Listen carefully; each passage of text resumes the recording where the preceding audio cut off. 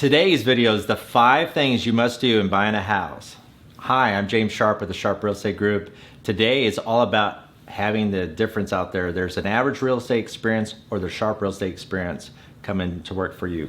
And today we're going to hit those 5 top tips to do when you're buying a house. Unless you're paying cash, the first thing I would always tell every single buyer that comes through the office here, gotta get you pre-approved.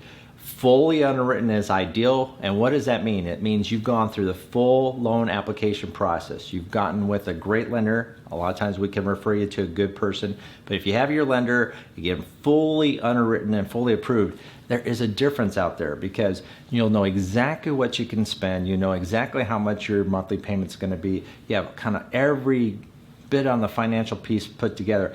Then we can find the property, but you gotta start with getting pre-approved.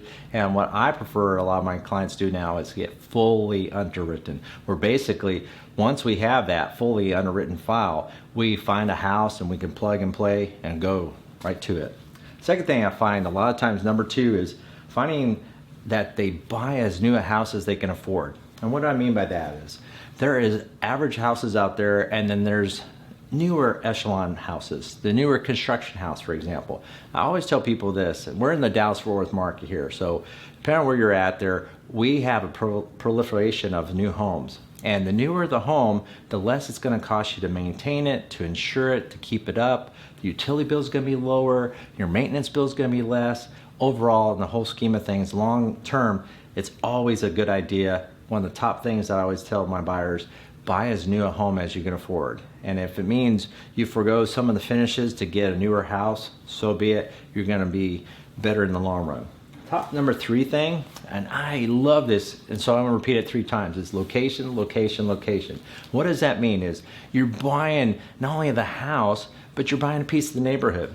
Again, what I'm talking about this is you gotta take in the whole thing. How close is it to your church, your synagogue? How close is it to the schools that your kids would be going to if you have kids? How close is it to work? How is it the drive-in there? Do I have good neighbors around it? Because you're not just buying the house. So many people forget that the house is one component of a many section house neighborhood.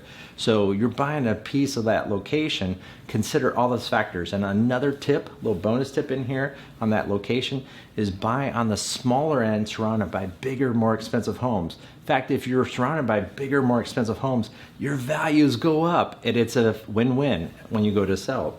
And number 4 is this, is buying an updated home too. Kind of the same token with that, newer the home, the better. The updated home is gonna help you in the long run too. A lot of people think they've seen Fixer Upper, Flip This House. They think they watch these HGTV programs that they can go in there and just do a Martha Stewart over the weekend and get that house totally renovated. Well, it's gonna cost you more, and it's gonna take longer. You're gonna live in a construction zone for a lot of months. Yes, I have a buyer right now that's months into the deal, and she's like, I should never have taken this on. A lot of times it's so much for that buying experience. Just buy it when it's already done.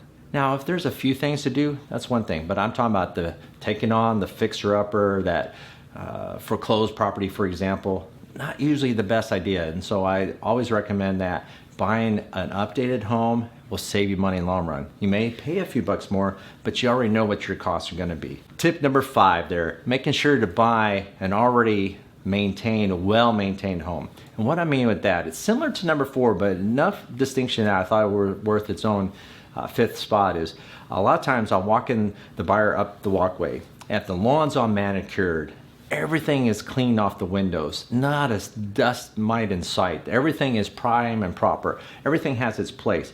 The really telltale is get into the master closet. If that master closet is all organized and everything's color-coded, I'm like, guys, this is a great house to buy. Now, what I'm saying is if there's any disrepair, any little creaks or squeaks there you see, you notice discoloration on the floors or marks on the walls, usually that's somebody who maybe has kind of let their maintenance piece go away a little bit, or they're not in top condition there. And I find that if you're following these guides and these tips there, if you see those little telltale signs, you can't help it. That house will shine like a diamond out of the bunch there.